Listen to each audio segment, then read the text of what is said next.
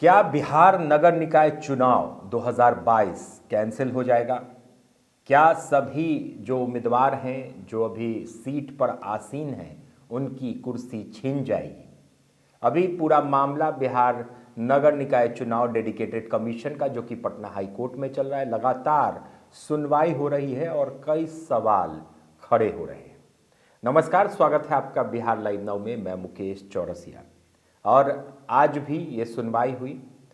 2 जनवरी को इसकी सुनवाई हुई, पहली सुनवाई, जो कि इस साल 2024 में नगर निकाय चुनाव मामले की सुनवाई चल रही है। और अब कहा जा रहा है कि ये पूरी सुनवाई आखिरी पड़ाव पर है और अब कुछ दिनों के बाद फैसला आ जाएगा। देखिए, कल जो सुनवाई हुई और आज जो सुनवाई हुई है वो पिटिशनर सुनील कुमार की दलीलों को देखा गया। कोर्ट की तरफ से जो केस किया गया है Sunil Kumar versus state of Bihar government, और इन दोनों में जो मुकदमा चल रहा है, सुनील कुमार के जो पिटिशनर के वकील हैं वो हैं राहुल श्याम भंडारी, जो कि सुप्रीम कोर्ट ऑफ इंडिया के वकील हैं, और इन्हीं की देखरेख में ये पूरा केस चल रहा है सुनील कुमार का। 2 दिनों तक पिटिशनर की तरफ से सुनवाई हुई। हालांकि कल दिन भर की सुनवाई हुई, जो दिन भर का समय था 2 जनवरी का जो सुनवाई हुई है उसमें दिन भर सुनील कुमार के अधिवक्ता को वक्त दिया गया, उनकी दलीलें सुनी गई, कुछ पॉइंट्स पर डिस्कशन हुआ। और आज की अगर बात करें, यानी कि 3 जनवरी की, तो आज की सुनवाई दोपहर 1 बजे तक हुई, मतलब कि हाफ टाइम के बाद सुनवाई नहीं हुई।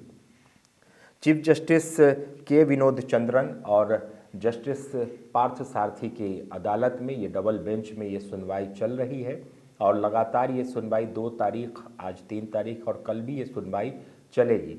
सुनील कुमार जो पिटिशनर हैं उनकी तरफ से पूरी दलील दे दी गई है, उनकी सुनवाई पूरी हो चुकी है और अब बिहार सरकार की तरफ से काउंटर किया जाएगा। बिहार सरकार की तरफ से जो जो सुनील कुमार के अधिवक्ता राहुल श्याम भंडारी ने जो पक्ष रखा है, जो बातें रखी हैं, उसका खंडन किया जाएगा, उसका जवाब दिया जाएगा बिहार सरकार की तरफ से। कुछ पॉइंटों पर हम नज़र डालेंगे कि किन चीज़ों पर बात हुई और किन चीज़ों पर बहस हुई है। सबसे बड़ी बात कि ये जो पूरा केस है, ये जो पूरा मुकदमा है, वो अति पिछड़ा वर्ग के राजनीतिक पिछड़ेपन के लिए बनाए गए डेडिकेटेड कमीशन को लेकर है। सुनील कुमार का कहना है कि ये जो कमीशन बनाई गई, ये जो अति पिछड़ा आयोग के राजनीतिक पिछड़ेपन के लिए जो कमीशन बनाई गई थी, वो डेडिकेटेड नहीं है, मतलब समर्पित आयोग नहीं है, जिस आयोग का गठन किया गया था अति पिछड़ा वर्ग के राजनीतिक पिछड़ेपन के लिए। और इसी की रिपोर्ट के बाद ये पूरा चुनाव करवाया गया था, 2022 का नगर निकाय चुनाव जो हुआ है उसका। तो इस पर ईबीसी पर विशेष चर्चा हुई। जो अति पिछड़ा वर्ग है उनके आरक्षण पर विशेष चर्चा हुई। खास तौर पर जो डेडिकेटेड कमीशन बनाया गया था बिहार सरकार की तरफ से, उस पर चर्चा हुई, जिस पर चैलेंज किया जा रहा है कि ये तथाकथित डेडिकेटेड कमीशन गलत है, जो सुनील कुमार की तरफ से चैलेंज किया जा रहा है। उस पर विशेष तौर पर चर्चा की गई और अधिवक्ता राहुल श्याम भंडारी से पूछा गया कि आप किस तरह से कह सकते हैं कि भाई कि ये जो कमीशन है वो गलत है। तो इन्होंने अपनी बातें कोर्ट के सामने रखी। डबल बेंच जो चीफ जस्टिस और जस्टिस पार्थ सारथी की अदालत में इसको रखा गया। वहीं दूसरा जो पॉइंट है, एक महत्वपूर्ण पॉइंट है, देखिए इसको प्रूफ कैसे किया गया। राहुल श्याम भंडारी जी ने इसको प्रूफ कैसे किया। राहुल श्याम भंडारी से हमारी बात हुई, आज की पूरी घटनाक्रम को और कोर्ट में क्या हुआ उस पर पूरी बात हुई। तो उन्होंने कहा कि हमने जो डेडिकेटेड कमीशन अवैध है, डेडिकेटेड कमीशन नहीं है, जिसको बिहार सरकार डेडिकेटेड कमीशन कह रही है, तो कोर्ट के सामने हमने बाजाप्ता सबूत देकर, प्रूफ देकर ये साबित किया है कि ये डेडिकेटेड कमीशन है ही नहीं। सबसे पहला पॉइंट उन्होंने कहा कि जब पहले फेज में आप लोगों को याद होगा कि नॉमिनेशन हुए, उसके बाद चुनाव को रोक दिया गया। पटना हाई कोर्ट की तरफ से चुनाव आयोग ने कहा कि अगली तिथि निकाली जाएगी और जो ट्रिपल टेस्ट है, मतलब आप आरक्षण से ज़्यादा, जो आरक्षण के नियम हैं उससे ज़्यादा अगर आरक्षण देते हैं तो ट्रिपल टेस्ट करना होगा, जो माननीय सुप्रीम कोर्ट का आदेश है। और उस दिशा निर्देश का पालन करके आपको आरक्षण देना होगा। अति पिछड़ा वर्ग को अगर आप आरक्षण देना चाहते हैं तो ट्रिपल टेस्ट को पास करना होगा, तब वह आरक्षण आप अति पिछड़ा को दे सकते हैं। बिहार सरकार ने कहा कि ठीक है, हम एक ट्रिपल टेस्ट के लिए समय अवधि चाहते हैं और इन्होंने ट्रिपल टेस्ट किया भी।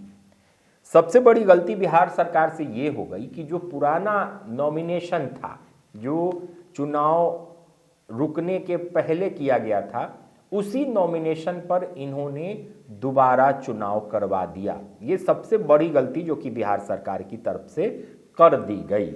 अब इसकी भरपाई कैसे होगी, ये सबसे बड़ा पॉइंट है।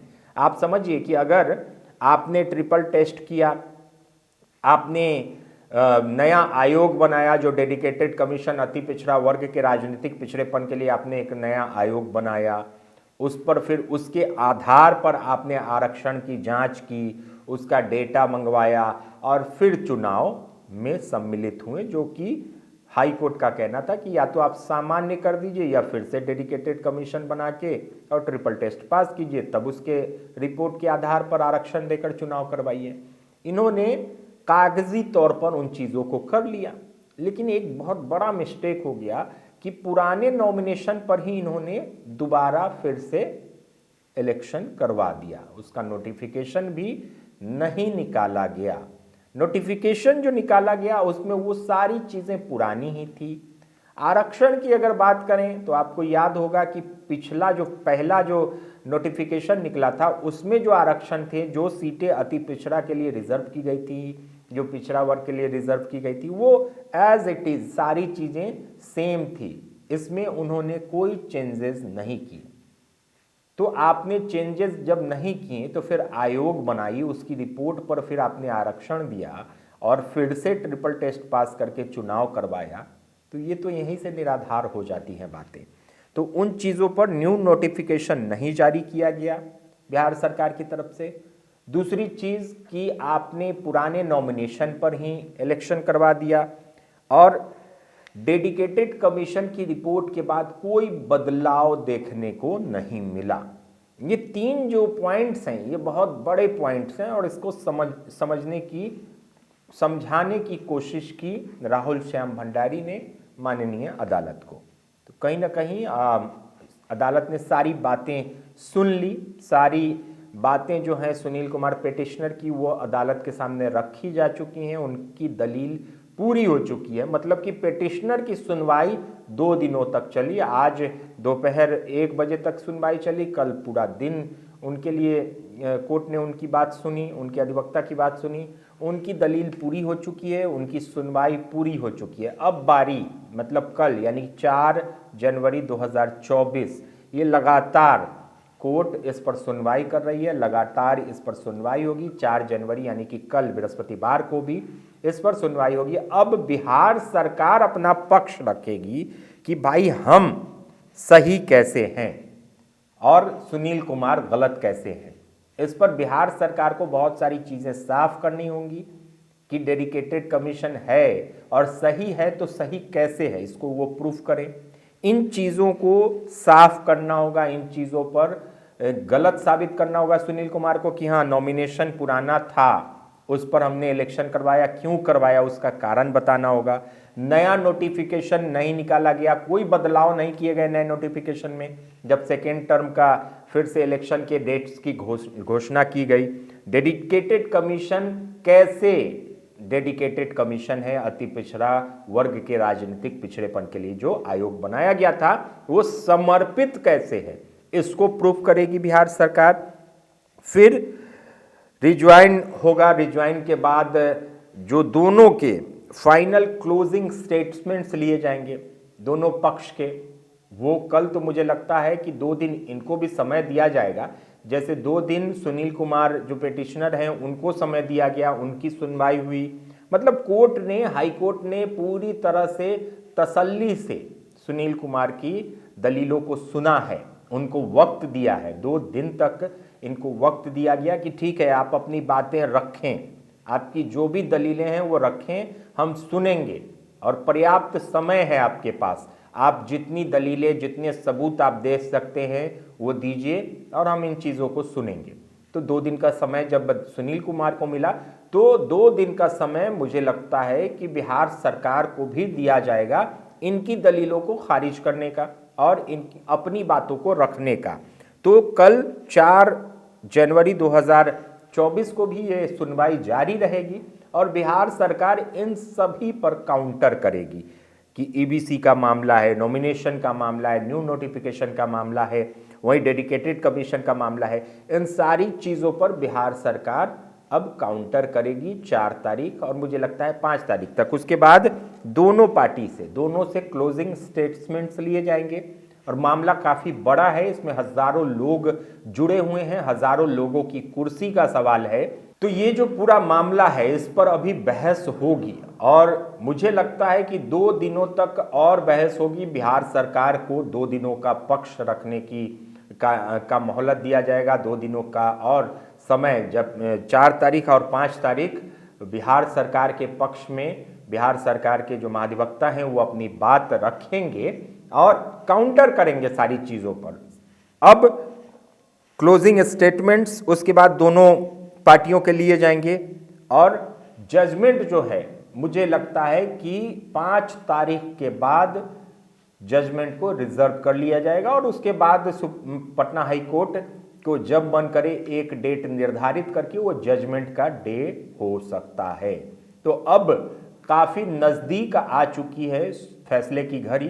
सुनवाई लगभग एक जो पार्टी हैं, सुनील कुमार जो पिटिशनर हैं, उनकी पूरी तरह से दलील पूरी हो चुकी है, सुनवाई पूरी हो चुकी है। उनके वकील वो दिल्ली जा भी चुके हैं और कल ऑनलाइन जुड़ेंगे, ऑनलाइन वो पूरे मुकदमे में जुड़ेंगे। उन्होंने इसकी इजाज़त भी चीफ जस्टिस से ले ली है। अब क्या होगा, थोड़ी सी बात इस पर कर लेते कि अब क्या होगा। देखिए अभी तक हालांकि राहुल श्याम भंडारी जिनसे हमारी बात हुई उनका कहना है कि हम मजबूत हैं, हमारी दलीलें मजबूती से हमने रखी हैं, हमने जो सबूत दिए हैं माननीय अदालत को वो पूरी मजबूती से दिए हैं और जो पॉइंट्स हैं उस पर बिहार सरकार कहीं ना कहीं फेल होती हुई नज़र आएगी। जैसा नया नोटिफिकेशन या फिर आप नॉमिनेशन की बात कर ले, डेडिकेटेड कमीशन में जो घोल-मोल है उसकी बात कर ले, तो इस सब पर पूरी तरह से उत्साहित दिखे राहुल श्याम भंडारी और उनका कहना है कि जीत जाएंगे। हालांकि फैसला कोर्ट को करना है। अब कोर्ट किन चीज़ों को देखकर और किन मापदंडों पर आगे फैसला सुनाती है वो तो माननीय कोर्ट को ही तय करना है। लेकिन अभी तक की पूरे केस को आप देखें तो इसमें सुनील कुमार जो पिटिशनर हैं और अन्य, उनका जो वज़न है वो ज़्यादा लग रहा है, उनकी तरफ झुकाव ज़्यादा लग रहा है। मतलब कि एक मजबूत स्टेटमेंट्स, मजबूत सबूतों को उन्होंने रखा है। हालांकि अब बारी बिहार सरकार की है। बिहार सरकार इस पर क्या दलील देती है, बिहार सरकार की तरफ से क्या काउंटर किया जाता है, अब ये देखना बड़ा दिलचस्प होगा। कल की सुनवाई में क्या होगा, 4 जनवरी की सुनवाई में क्या होगा, ये भी हम आपको पूरा अपडेट देंगे। और हमारी बात सुनील कुमार और जो अधिवक्ता है उनके राहुल श्याम भंडारी, उनकी तरफ से हो रहा है कि आगे इस केस में क्या नया मोड़ आने वाला है वो भी हम आपको पूरा बताएंगे। तो देखते रहें बिहार लाइव नाउ। आप हमारे चैनल पर नए हैं तो हमारे चैनल को सब्सक्राइब कर लें, हमारे फेसबुक पेज को भी फॉलो कर लें ताकि सारी चीज़ें आपको पता चल सके। तो बने रहिए ताज़ा तरीन खबरों के लिए बिहार लाइव नाउ के साथ। तब तक मुझे मुकेश चौरसिया को दीजिए इजाजत। नमस्कार। अपने सपनों की आशिया को दे एक नई पहचान मां भवानी डेकोर प्राइवेट लिमिटेड के साथ, जो है ऑथराइज्ड डिस्ट्रीब्यूटर ऑफ कजारिया। देश की मिट्टी से बनी टाइल से देश को बनाते हैं। और जहां मिलती है सभी प्रकार के Indian and imported granite, marble, sanitary एवं कोटा स्टोन का अनोखा एवं आकर्षक संग्रह। मां भवानी डेकोर प्राइवेट लिमिटेड मतलब a complete floor solutions. New 0 mile Dadar road, Muzaffarpur. Call 9934753111। Balaji international school, यहाँ सिर्फ टीचिंग ही नहीं, स्मार्ट, डिजिटल, पेपरलेस और मॉडर्न टीचिंग मेथड के जरिए बच्चों को शिक्षित किया जाता है। बालाजी इंटरनेशनल स्कूल आपके बच्चों को भारी भरकम स्कूल बैग से मुक्ति देता है। यहाँ बच्चों को हाईटेक स्मार्ट क्लास के जरिए पढ़ाया जाता है, जो बच्चों को बौद्धिक और मानसिक रूप से विकसित करता है। यहाँ योगा, डांस, पेंटिंग और क्रिएटिव लर्निंग क्लास के द्वारा बच्चों के चौमुखी विकास को निखारा जाता है। बालाजी इंटरनेशनल स्कूल में project and sets based teaching method का इस्तेमाल किया जाता है। भारत सरकार द्वारा लागू नई शिक्षा पद्धति के आधार पर पाठ्यक्रम निर्धारित किए जाते हैं। बालाजी इंटरनेशनल स्कूल हम सिर्फ पढ़ाते ही नहीं, भारत का भविष्य बनाते हैं।